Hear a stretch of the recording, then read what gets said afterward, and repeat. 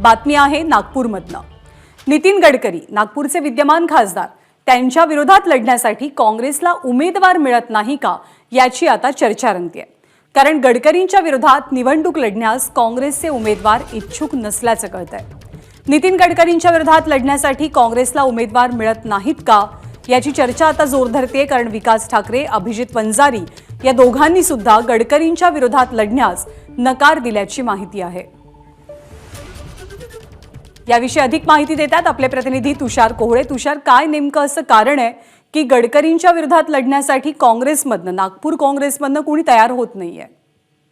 केंद्रीय मंत्री नितीन गडकरी यांच्या विरोधात तेवढाच ताकदीचा उमेदवार उतरवायचा काँग्रेसचा प्रयत्न आहे। त्यासाठी मागच्या काही महिन्यापासून काँग्रेस संभाव्य उमेदवाराची चाचपणी देखील करत होते। यामध्ये दोन नाव आघाडीवर होते। सर्वात आधी विधान परिषदेचे आमदार अभिजित वंजारी यांचं नाव सर्वात आघाडीवर होतं आणि काँग्रेसचा देखील प्रयत्न आहे की ते मैदानामध्ये उतरावे, कारण की ते तेली समाजामधून येतात।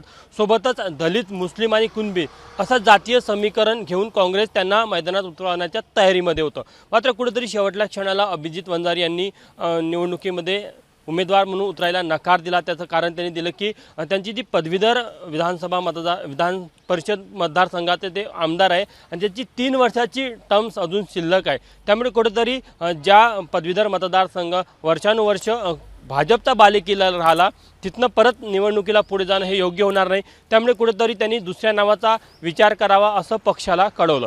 त्यानंतर जेव्हा अभिजित वंजारी नकार दिला, त्यानंतर पक्षाने विकास ठाकरे यांच्या नावाचा विचार केला। तशी त्यांची देखील विचारपूस झाल्यानंतर तशी चाचपणी देखील झाली। मात्र पश्चिम नागपूरचे आमदार असलेले विकास ठाकरे यांनी म्हटलं की सध्या ते त्यांच्या मतदारसंघामध्ये व्यस्त आहे। जर का विकास ठाकरेचा विचार करायचा झाला की सध्याच्या घडीला नितीन गडकरी यांना टक्कर देणारा जितका ताकदवर नेता तो देखील आपल्याला नागपूरमध्ये त्यांच्या रूपाने पाहायला मिळतात। कारण की काँग्रेस शहरामध्ये त्यांचं एक मोठं नेटवर्क आहे, पक्ष संघटनेवर त्यांची मजबूत पकड आहे, ते कुणबी समाजात नेतात। त्यामुळे जातीय समीकरणामध्ये देखील ते फिट बसतात। त्यामुळे कुठेतरी तो देखील एक पर्याय काँग्रेसकडे आहे। मात्र त्यांनी देखील नकार दिला। त्यामुळे आता प्रदेश नेतृत्वाची मोठी गोची होताना आपल्याला पाहायला मिळत आहे की अभिजित वंजारी आणि विकास ठाकरे यांनी मैदानात उतरायला नकार दिल्यामुळे शेवटी प्रफुल्ल गुर्दे यांच्या नावावर कुठेतरी पक्ष विचार करत आहे। प्रफुल्ल गुर्देचं असं म्हणणं आहे की कुठेतरी जर का पक्ष मला तिकीट देईल तर निश्चितच मी मैदानात उतरायला किंवा निवडणूक लढायला तयार आहे। मात्र विकास ठाकरे गट विरुद्ध प्रफुल्ल पटेल हा नेहमी संघर्ष नागपूरमध्ये राहिलेला आहे। त्यामुळे एक गट निश्चितच प्रफुल्ल गुर्दे यांच्या नावाचा विरोध करेल।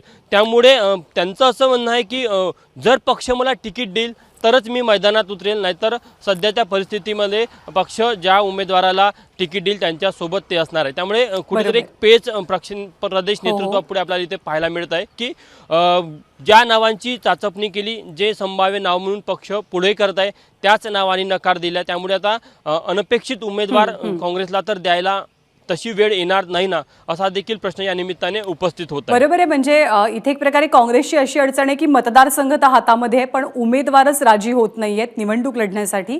धन्यवाद तुषार या माहितीबद्दल। एबीपी माझा, उघडा डोळे बघा नीट।